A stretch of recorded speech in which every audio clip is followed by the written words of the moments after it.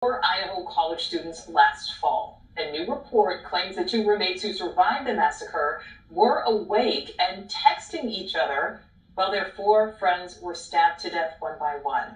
This new revelation reportedly coming from grand jurors on the case and leaked to family members. Now, the only suspect, Brian Koberger, is still awaiting trial. According to the probable cause filing, one surviving roommate says she witnessed the killer, described as having, quote, bushy eyebrows, walking past her and then out of the home. Prosecutors say they do have Koberger's DNA found on a knife sheath left under one of the victims, and the judge has entered a not guilty plea on Koberger's behalf. Let's bring in Misty Maris, legal analyst and trial attorney. Misty, thank you so much for your time. So this is a new twist. It allegedly comes from grand jurors in the case, but no one is going on record. What was your initial reaction to this potential bombshell? As far as this is concerned, it's really difficult to verify whether this information is actually true. So let's go through a little bit of the history of the case.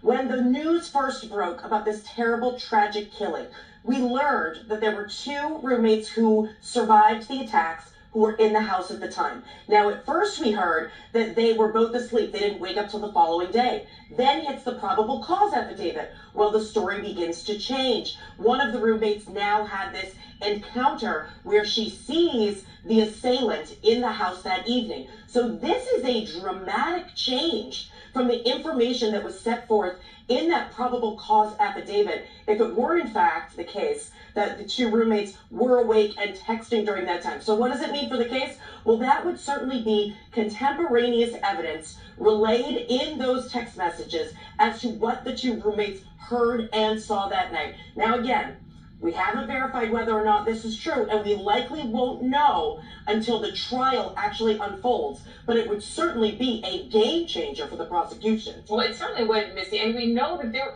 is, a gag order in this case. That's, the fact that we need to remember. So what happens if someone keeps leaking information, whether or not it's true, and even if they're doing it anonymously? If the leaker is a grand juror, there are very, very strict rules about what grand juries can say in the public sphere. Now, those rules change jurisdiction to jurisdiction, but Idaho has a similar rule to New York. Grand jurors are not allowed to speak to anybody about the evidence that they see in the courtroom, about the deliberations as far as coming to that conclusion of actually coming back with an indictment. So the completely courtroom about the deliberations as far as coming to that conclusion of actually coming back with an indictment. So this would all be completely off limits if in fact a grand juror was leaking this information. And there could be serious repercussions. It could be contempt of court. It could put the whole indictment at issue, depending on the nature of the communication. So that is certainly a problem. The gag order is really far and really expansive with respect to the prosecution, the defense, and any statements made or evidence that comes into the public sphere. So yes, there are very serious repercussions as far as contempt of court type charges and even jail time that could be associated with that. Now, that being said, anonymous leakers are sometimes, number one, difficult to verify and sometimes difficult to identify. So it truly depends on the nature of the communication and whether or not that person can actually be tracked down. But keep in mind, anything that comes out in the public outside of the courtroom could potentially find its way into the trial, depending on how this happens and how the information has come.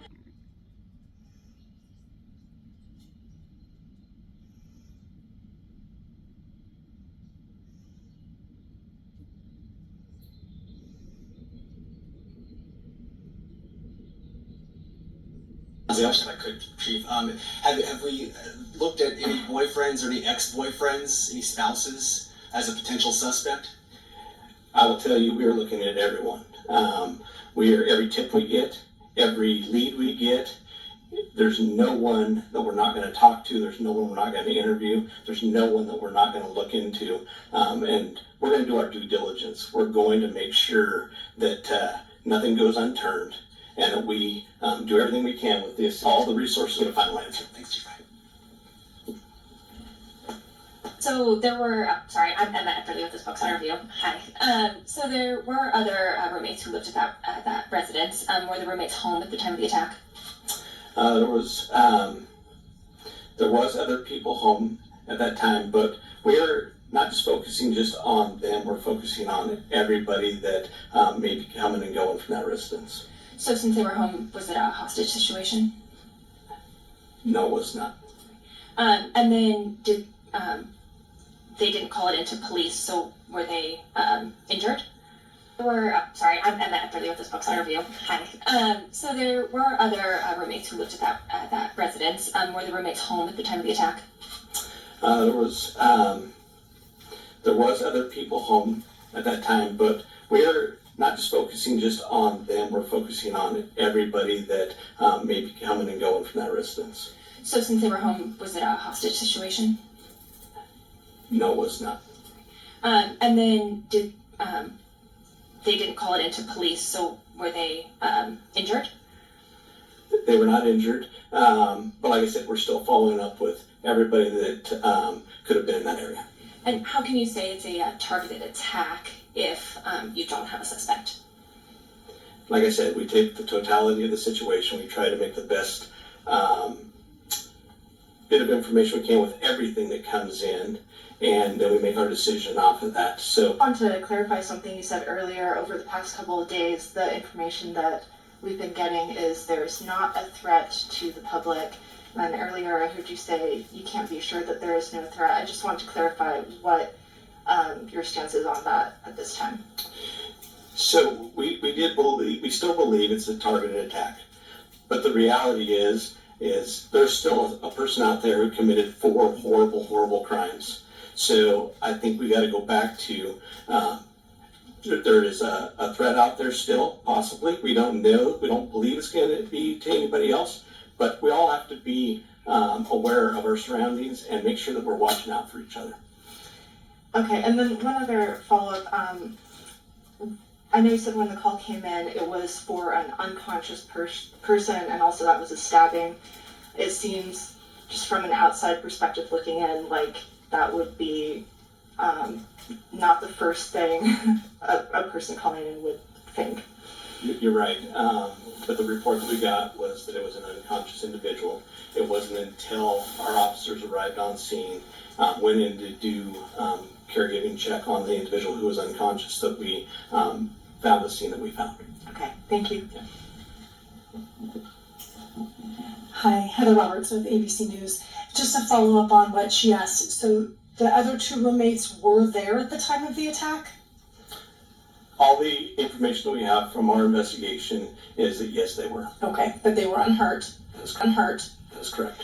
So is there any explanation as to why it took so long then for someone to call 911? You have surviving witnesses to an incident at 3 or 4 in the morning, and the 911 call didn't come until noon? I don't think I ever said that they were witnesses. I said they were there.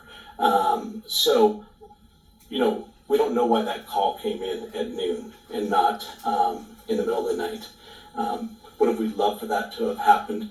Yes, but that's not how it took place. So that's why we're investigating everything still to try to pull all the pieces together. Were they one of the people, were they the 911 caller?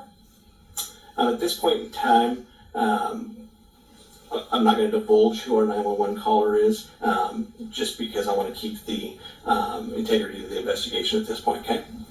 Last question, are you able to tell whether the same weapon was used on all 4 victims?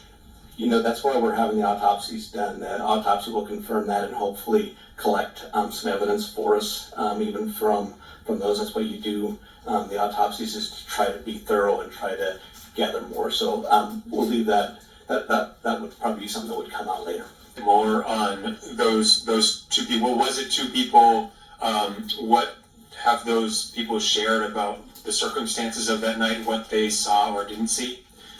Well, I'm not going to go into what they shared that night. Obviously, that's part of our investigation. That's part of the information that we're trying to build our complete story with. So, as far as that goes, we're not going to go any further into what they know, what they don't know. How many were there? We believe 2. Chief, did you see what you just said? Did you say you believe there were 2? Why did you hesitate? Was there more than 2 people in the house that night? And you clearly said that the surviving roommates were not witness, they were just there. Were they even there? Or were there more people who slept over that night?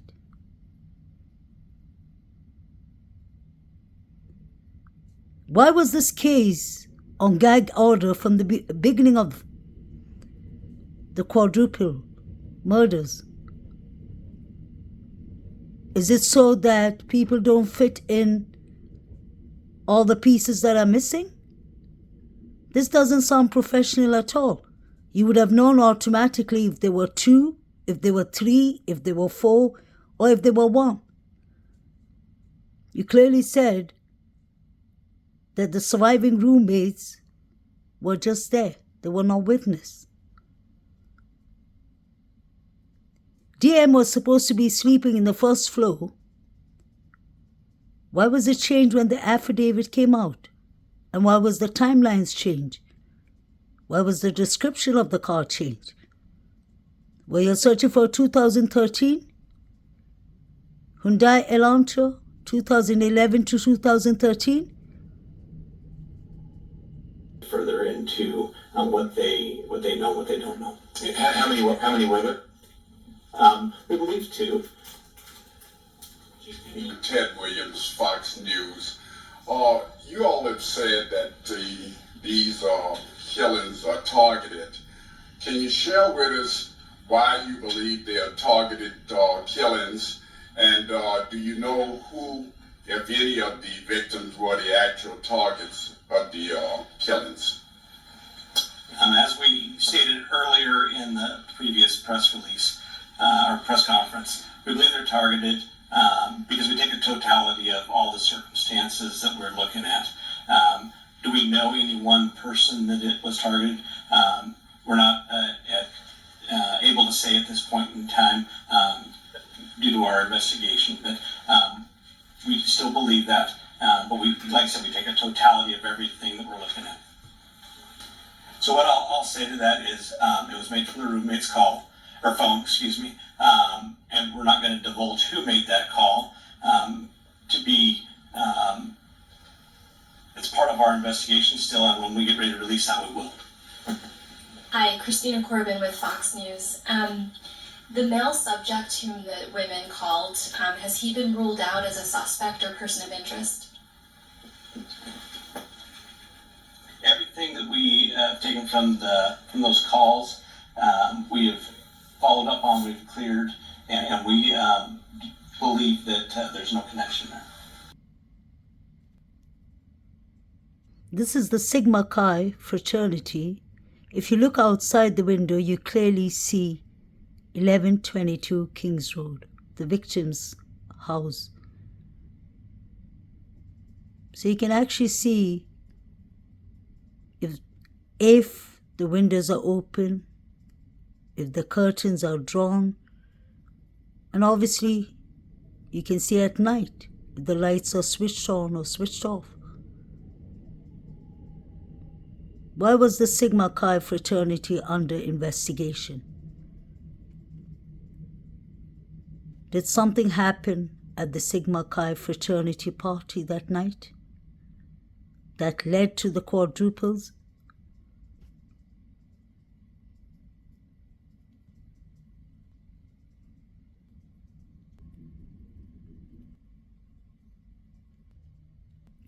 This picture was deleted off.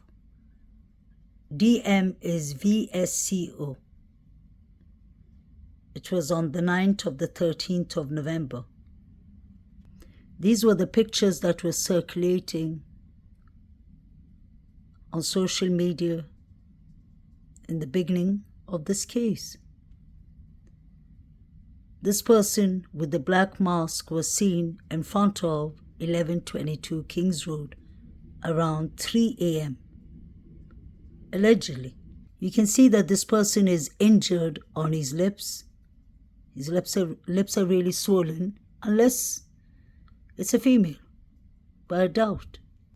This is DM, his boyfriend or ex-boyfriend, Quinn Kelly. Look at his lips.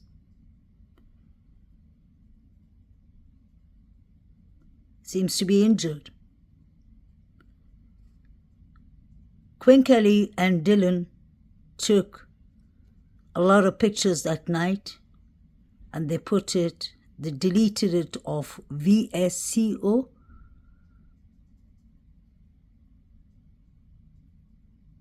I wonder if the police investigated all these people. Please pay attention to the guy on the right on Banfield. Look at his pants. There's a lot of something red on it, red liquid or something dried up. And he has on Vans shoes. I wonder if their phones have been checked, because they seem to have phones on them. They're all watching pictures on their phones. Wonder what their alibi was. They all seem to be watching their phone at the same time. And Saeed is watching some pictures too on his phone. Was there a live stream going on? Or were they in some kind of Snapchat, group chat or something?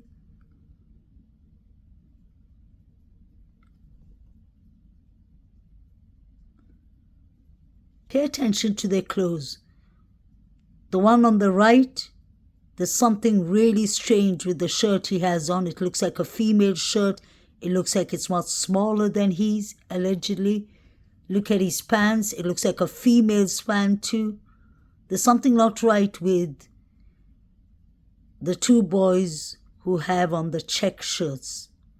One of them clearly has a glove on. And the third boy on the left is the one who was in Valenda's drive. He was putting his hand in the bin. Garbage bin. He was taking out something and putting something. The police didn't check these three gentlemen and Saeed. They could have been carrying weapons easily. This is just strictly my opinion. And this is for entertainment purpose only. There's nothing entertaining about these four beautiful souls losing their life. But that's a YouTube term we have to use because these are not facts.